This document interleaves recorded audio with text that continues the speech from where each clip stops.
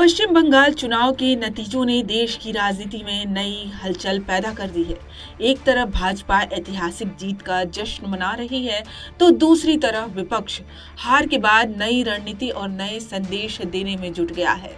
और इसी बीच कोलकाता में हुई एक मुलाकात ने राजनीतिक गलियारों में चर्चाओं का बाजार गर्म कर दिया है। अखिलेश यादव पहुंचे पश्चिम बंगाल की मुख्यमंत्री ममता बनर्जी के आवास, जहां मौजूद थे टीएमसी के राष्ट्रीय महासचिव अभिषेक बैनर्जी। लेकिन सवाल सिर्फ एक शिष्टाचार मुलाकात का नहीं, सवाल उस संदेश का है जो इस बैठक के जरिए भाजपा को दिया गया। क्योंकि बंगाल में करारी हार के बाद अखिलेश यादव ने ममता बनर्जी से मुलाकात कर जो कहा, उसने सियासी माहौल को और गर्मा दिया है। सूत्रों के मुताबिक ये बैठक बेहद सकारात्मक माहौल में हुई। जैसे ही अखिलेश यादव मुख्यमंत्री आवास पर पहुंचे, उन्होंने एक दूसरे को गले लगाकर अभिवादन किया। करीब से देखने वालों का कहना है कि ये सिर्फ राजनीतिक औपचारिकता नहीं, बल्कि विपक्षी एकजुटता का एक प्रतीकात्मक संदेश भी था। दरअसल पश्चिम बंगाल विधानसभा चुनाव में इस बार बड़ा उलटफेर देखने को मिला।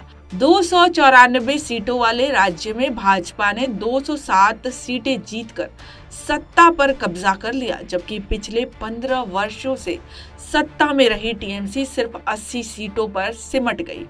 चुनावी नतीजों के बाद लगातार विपक्षी दल भाजपा और चुनावी प्रक्रिया पर सवाल उठा रहे हैं। ऐसे में अखिलेश यादव की ये कोलकाता यात्रा सिर्फ एक मुलाकात नहीं, बल्कि राजनीतिक संकेतों से भरा कदम माना जा रहा है। लेकिन इस पूरी मुलाकात का सबसे और अहम पल तब आया जब अखिलेश यादव ने सीधे ममता बनर्जी से कहा, दीदी आप हारी नहीं हैं। और यही वो बयान था जिसने इस मुलाकात को राष्ट्रीय राजनीति की बड़ी खबर बना दी।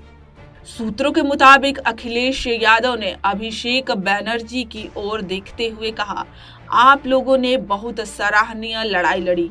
इसके बाद उन्होंने मीडिया से बातचीत में भाजपा पर तीखे आरोप लगाए। अखिलेश ने कहा कि चुनाव के दौरान मतदाताओं पर दबाव बनाया गया और लोग स्वतंत्र रूप से मतदान नहीं कर सके। उन्होंने आरोप लगाया है कि भाजपा ने लोकतांत्रिक संस्थाओं को सबसे ज्यादा नुकसान पहुंचाया है और महिलाओं की बढ़ती राजनीतिक ताकत को स्वीकार नहीं कर पा रही। सपा प्रमुख ने चुनावी हिंसा पर, पार्टी कार्यकर्ताओं पर हमले और कार्यालयों में तोड़फोड़ के मुद्दे भी उठाए। इतना ही नहीं, उन्होंने केंद्रीय बलों की भारी तैनाती पर भी सवाल खड़े किए।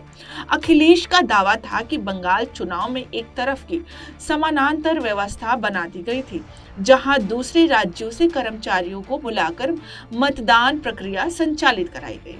उन्होंने कहा, मैंने इस चुनाव को बहुत करीब से देखा था। भाजपा ने बंगाल में जो किया, यूपी में उससे कम किया था। बंगाल में उसका ट्रायल किया गया, यानी हार के बाद भी विपक्ष अब नैरेटिव की लड़ाई लड़ता नजर आ रहा है।